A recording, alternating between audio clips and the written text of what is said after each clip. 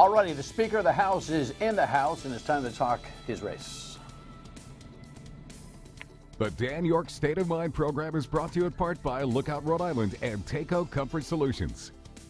Speaker's tired. I'm tired because we're two of the millions who last night stayed up for that incredible World Series game, huh? So everybody deserves a little nap this afternoon or tonight or whatever. We tape this broadcast in the early afternoon, as many of you know.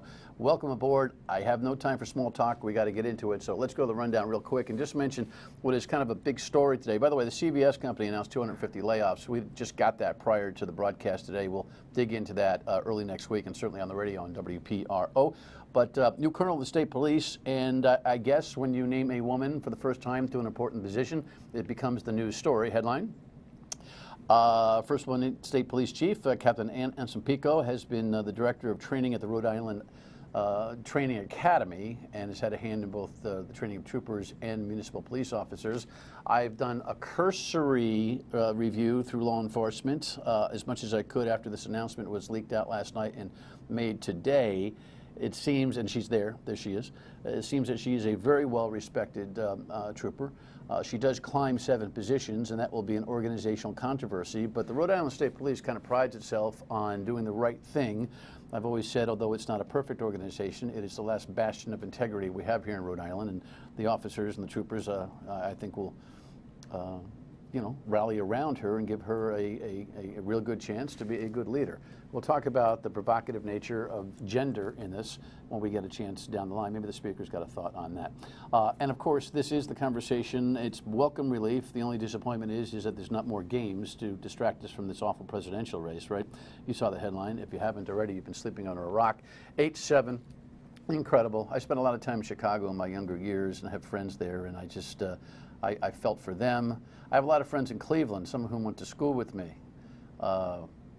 I don't know what's worse, the Browns haven't won, or you get that close to the World Series and end their own particular drought. But it was incredible. We'll have some sports talk in the next few days to recap that as well. But a fantastic American classic.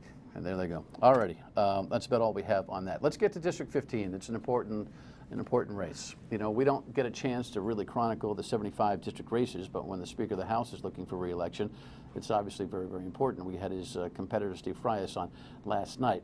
The story that's been driving everybody interested and or crazy is this one, headline here, was endorsement by Speaker's rival influence peddling. No way to have the last couple of weeks of an election for anybody, incumbent or not. It's all about this flyer that was sent out by Shauna Lawton. Now, Shauna is the losing Republican primary candidate. She got thumped by Steve Frias in the primary, and then out of nowhere decides that she's going to let everybody know that she's supporting Nick Mattiello. On the radio last week, I asked her, how is this funded, and what do you have to say about it? Campaign finance reports will be out in January. Well, why don't you just tell me? Who gave you the money to do this? I don't need to tell you. Supporters to friends of Shauna Lawton. She didn't need to tell us. I bet you wish she had kind of spit it all out, right? Absolutely. Good to see you, Speaker. Thanks for coming in. Pleasure to be here, Dan. Thanks for having me. Did you get any sleep? A little bit. I'm a little tired today, to be honest Between walking the with you. neighborhoods and watching ball games, there's hardly enough time to think about what's in front of you, right? You got an election going on. It's a busy time. You say you know nothing about why she did this. True? True, absolutely. I've never met Shauna Lawton. Seems like a nice person. She's a constituent, so I'm thrilled to have her support. I'm glad to have her endorsement. I would have done it a different way, Dan, and I wouldn't have done that. But you know, the real story here, and what I think frustrates my opponent, and probably rightfully so, is that I get a lot of Republican endorsements and support. Yesterday, Joe Trillo was on your show, and he said very flattering things. Basically, he said he served under 3 speakers, and I'm the most pro-business, and he has no idea where the state will go if I'm not reelected. That was on the radio yesterday, right? John Hazen-White, community leader, the president or CEO of Takeo, one of Cranston's biggest companies, an international company, supports my re-election. The Providence Journal, the Cranston Herald, Colonel Dougherty. folks recognize the importance of this race. So Shauna Lawton is no different than everybody else, so I'm pleased to have her support and the support of a lot of other Republicans and certainly Democrats. We'll go back to the John White endorsement. There's a little bit of controversy there. We'll talk about that. The GOP will make hay in a political season any way they possibly can. But going back to the Shauna Lawton thing, Steve Frias last night had his own theory on all of this. It looks like to me is that she was under the impression that she had an understanding with somebody in the Mattiello campaign that if she endorsed, she would get favorable, her legislation about HPV would get favorable consideration. Shauna is not doing herself any favors. The one thing that this endorsement mailer did, if Shauna endorsement would have carried any votes for the Speaker, those votes are gone. I mean, I don't even know if people who are supporting her before are supporting her now anymore after all this.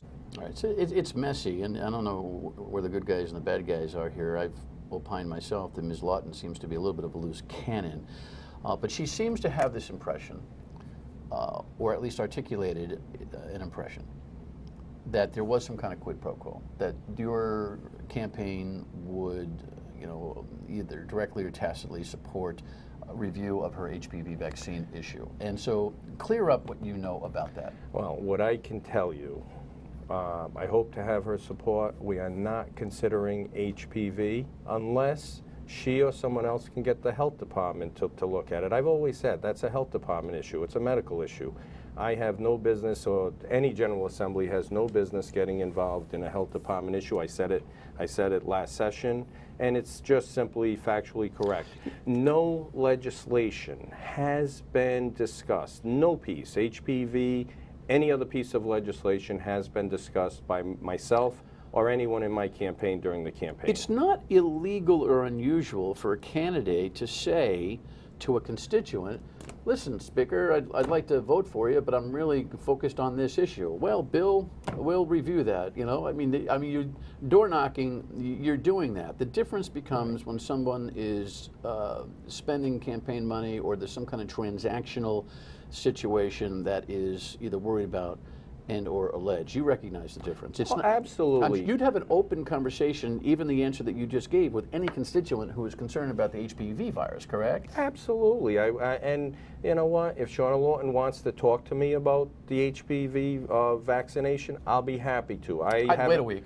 Well, it'll be long after the election. But I'm happy to talk to any constituent and even non-constituents, folks outside of my district. I have a very open door policy, and I talk to everybody. We have not discussed legislation in this campaign. It just hasn't come up. It's never come to my attention, and I've asked everyone in my campaign. Nobody has discussed any particular issue, and I strongly believe that. I'm not sure what you mean by that. What do you mean? No legislation has been discussed during this campaign by anybody in my campaign, including myself. HPV or any other issue. Well, you talk shop.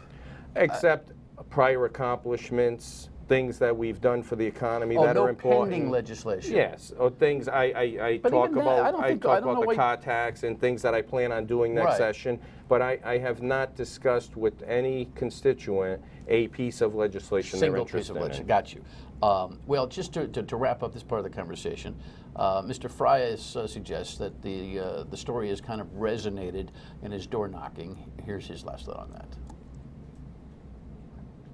That would be Mr. Frias' first piece of audio. Jess, if you could offer that. Thank you. People who talk to me about the Shauna Lawton endorsement at all, it's a very negative reaction. They don't understand why she did it, and then they understand with all the news coverage, it's caused somewhat of a backlash towards the Speaker because they believe that there was some kind of deal, because they've read the newspaper report, they've seen the stuff in the news. And when they say that, what do you say? I say this, I think it's going to be going under investigation. I mean, there's no question in my mind the BOE should investigate this. Do you reflect on whether there was a deal? I think that something happened. I don't know what was said exactly, obviously. All I can go by is what I read on Google Hangout. So he says it's resonating. And this has not been a good development, whether you were engaged in it or not. No, I mean, clearly I've said I'm disappointed. Are you hearing about it on the street? No, well, see, we have different experiences. Different streets? I've been out there. We're on different streets because I've been out there, and my reception is so overwhelmingly good that it's quite frankly surprising. So I'm not hearing about it. Quite frankly, just in full disclosure, one person mentioned it to me in the past 3-4 days. So hundreds of houses, one mentioned it, and they committed their vote. So it's a disappointing situation because I have no knowledge of the situation. I wouldn't have done it. If I knew about it, I would have said, please no, get 10 of your closest friends to vote for me, and I do believe that'd be more effective. But people do what they do, and you can't control what someone else's actions are. All right, we'll leave it there. That's, I think, as thorough conversation on that flap as we can have. When we come back, we'll talk about some of the politics and maybe a couple of issues. Stay with us. I have ID'd over 2,500 households, and I think this is a close race, and I actually think I'm winning. Because? Of all the responses from talking to voters, I mark it down, check it. He is struggling right now. If I had a nickel for every politician, incumbent or challenger, that told me the feedback is incredible and they feel the pulse of a victory, then I would be retiring early. Having said that, he's a quality candidate.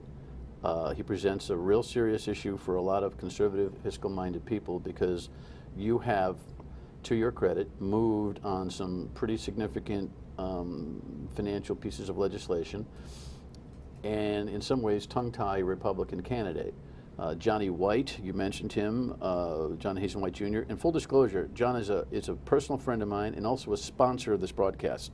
I want to make sure that we say that, but he's in a little bit of hot water because he made a mistake. We have a headline there, Jess, with the headline, just to remind everybody. There's been ensuing reports that Johnny should not have placed an ad in the Cranston Herald, paid for by his Lookout organization, a 501c3 organization. He has admitted, oops, that's a technical problem. He's going to do what he can to reverse that. And I do not see that as any kind of, and if I did, I would. I tell you, honestly. I don't see that. I see that as an oops. That's an oops. But, you know, leave it to Johnny to come out of the woodwork with his first ever endorsement and kind of have a technical mishap in getting it done. Well, if you notice, Dan, and I say that kiddingly, you know, because he would appreciate the humor, sort of. But let's not forget the gist. I mean, that was, you know, I got to give credit where credit's due. That's a provocative suggestion that you, the Democrat, that he's not necessarily going to jump on board with, ought to be considered. Because he knows the importance of the race and the implications for both Cranston and the state. It's an important race. There are implications. Cap Willie, very involved with the Small Business Administration. He's recently endorsed me, and hopefully that makes it into the Journal, or we'll put it on social media.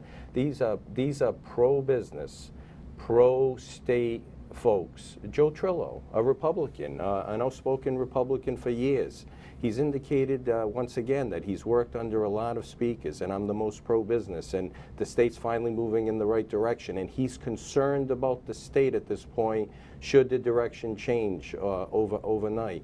I mean, these are endorsements by people who actually are in the trenches, understand the economy, understand what I've done, and are not just reacting to general information which is not accurate. So go back to Mr. Frias's comments there, and I think in addition he told me he had a couple 3,000, 2,500 I think was the number of folks he's identified who'll be voting for him in a race that'll probably turn out, what, 5,500, 6,000, depending on the presidential thing. I mean, that's a significant number, but to me it comes out to maybe 4, 5, 6, 7 points short.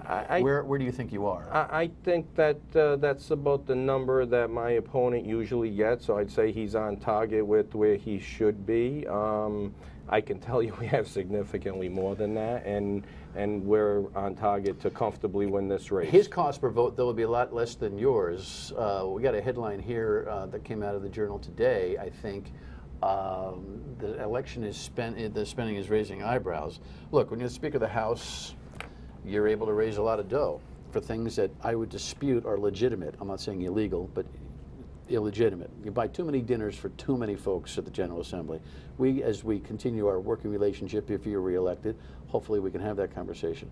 But aren't you even uncomfortable with the notion that you've had to spend nearly about a couple of $100,000 in a local district race? That's over a period of time. You've got to understand, Dan. First of all, when you're the speaker and someone runs against you, your opponent gets a lot of free publicity. So Mr. Frias got a lot of free publicity, and he's put out quite a few negative ads. He's put out a lot of negative ads.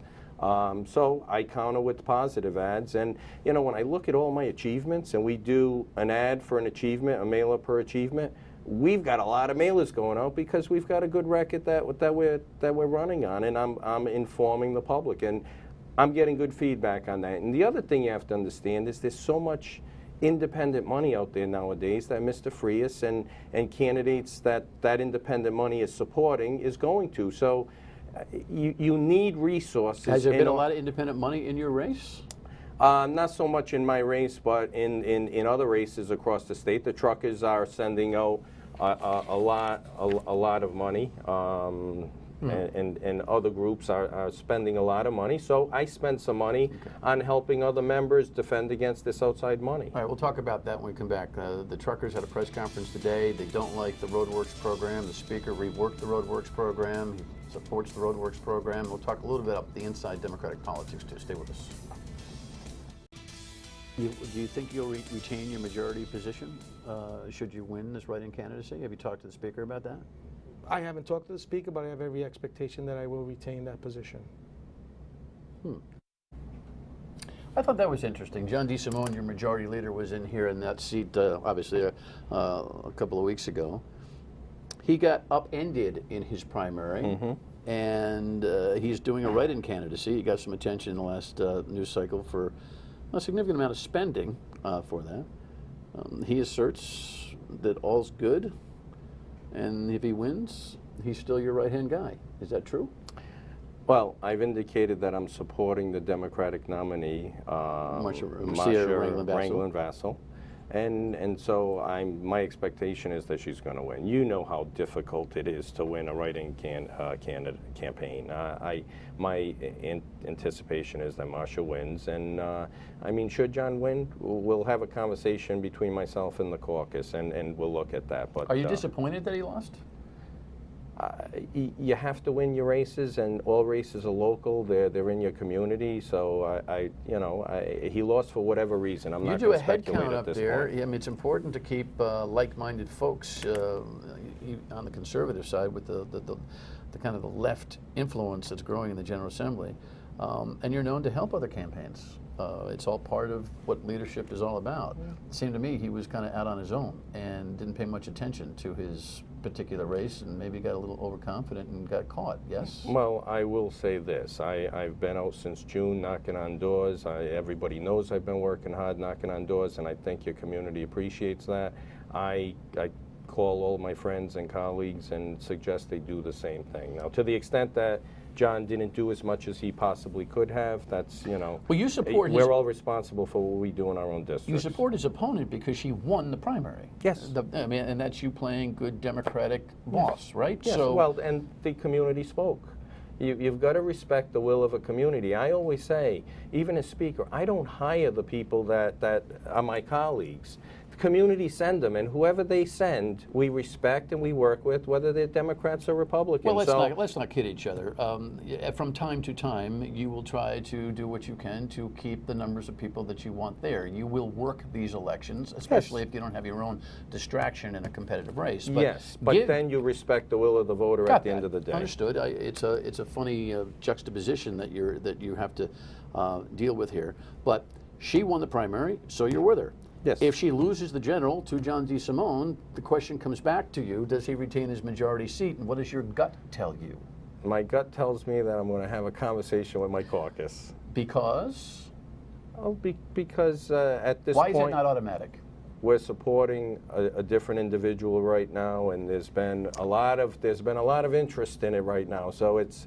does it make it complicated? Is that what you're telling me? Oh, it'd be much more complicated. Absolutely. It is more complicated right now. You can't tell, yeah, he's my guy because he lost his primary. Yeah, he period. lost his primary, and a lot of people are lining up for There's it. no underlying difference or issue between you and him at this point? No. Okay. This It's purely the political game that prevents you from saying, yeah, he's my majority leader. he lost. Even though he's in the district telling me, I'll retain that. I'll retain that spot. I don't expect that he's going to retain that spot. I like John. John's a friend. He lost his primary. It's very, very difficult to win a write-in candidate. We are supporting the Democratic nominee. Let me clarify, because you in just light said of something that- that'll be misinterpreted. You don't. The spot I was talking about was the majority position, not being elected. Let me clarify again. You're not saying one way or the other whether he'll retain his majority leader position if he wins. Yeah, what But I said. You were wondering out loud whether he could win his write-in candidacy. Yes, All right, yes. I'm not here to help you, but I want to make sure that Oh, you yeah. don't walk away. Okay, got it. No. All right, we're clear on that. Let me be clear. Yeah. It's very difficult to it's win a almost write-in. impossible. It's almost impossible. Right. So I'm expecting that Marcia is going to win that seat. And based on that expectation, a lot of good folks are lining up and have expressed interest in the majority leader position. So at this point, you know, we're looking at a likely candidate, and we're having discussions regarding that, and not someone that's very unlikely to win. Who is it? I don't know. I honestly don't know as of right now. We have several great candidates, and we'll have a discussion with our caucus. Speaker, respectfully, I dispute that. I don't think your bench is very deep right now, but we'll talk about that. We Give me have 30 a seconds. couple. Give me 30 seconds on defending roadworks, because that seems to be the clarion call for opposition and new challengers. I know I hate it, but give me 30 seconds on why you like it. Well, first of all, we blocked the governor's original plan, and we cut it in half. It's actually very good right now. I got an economic impact study. It shows that the number of jobs is going to increase, the wealth of individual Rhode Islanders is going to increase, and the gross product of the state's going to increase. So it's good for our economy. And let's be realistic. You can't have unsafe bridges and the worst infrastructure in the country and be competitive economically. So we have to do something meaningful. You have to have a dedicated revenue source to be competitive. Tell me what your thought was when Kurt Schilling came in with his shill storm a couple of weeks ago on the radio. What was your gut check on that? I was very pleased to hear from Mr. Schilling. That what? He didn't remember your name? That he doesn't know who I am, and he's never had a conversation with me. It was great. It was nice to get that out there. If you've noticed, Dan, and I've from day one want as much information released and revealed to the public as possible, Yeah. and that was wonderful. When he said that the members on the floor that were actually voting on this, he knew they had no idea what his deal with the governor was. Well, you and I, when we have further time, we'll once again have a good, honest disagreement for the people on whether or not you've done enough for oversight on that. But I have to give that one to you. I'm sure that you went, I felt pretty good. It was nice. Yeah, I guess. Final thought on why people ought to vote for you. People have to decide who's most effective for Cranston. I've worked real hard at improving the quality of life, improving our business culture. We've reduced a lot of taxes, whether they're business taxes, the corporate tax, taxes on Social Security income, and I believe that based on my experience and the seat I hold, that I'm the most effective for the city of Cranston, improving the quality of life. Good luck. Thanks for coming in. Thank you. Final word and we come back. Tomorrow night, the lead spokesman advisor for the Democratic Party here in Rhode Island, and that's Bill Lynch, former chairman, and Gary Sass from the Bryant leadership folks, who leans a little right, will come in here and discuss the national and the local scene as we go right toward the sprint toward Tuesday. So join us and see you on the radio on WPRO 3. Bye.